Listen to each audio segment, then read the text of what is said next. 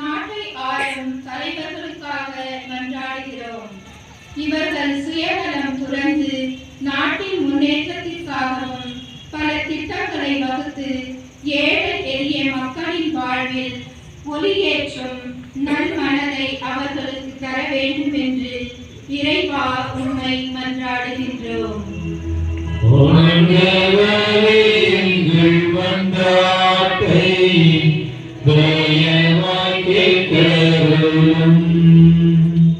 உடல்நலிந்தோர், உறவுகள் இழந்தோர், வறுமையில் வாடுவோர் அனைவருக்கும் எங்களால் ஆன உதவிகள் செய்வதன் வழி இயேசுவிற்கு சான்று பகிர்ந்திட இறைவா உம்மை மன்றாடுகிறோம்.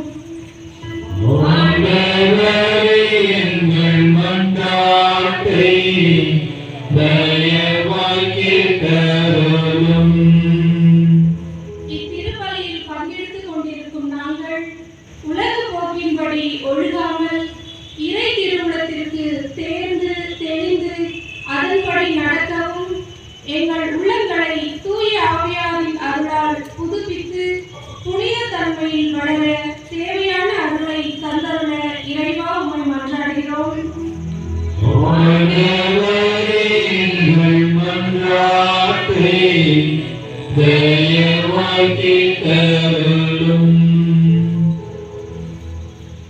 உடைய தனிப்பட்ட தேவைகளுக்காக மௌனமாகவும் உருக்கமாகவும் மன்றாடுவோம்.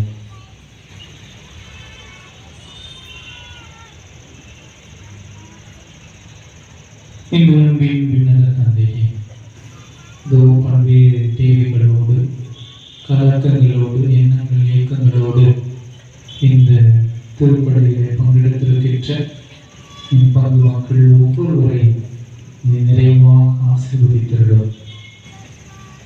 நாங்கள் கேட்பதற்கு மேலாகவே நீர் எங்களுக்கு கொடுத்து ஆசீர்வதிக்கின்றேன்.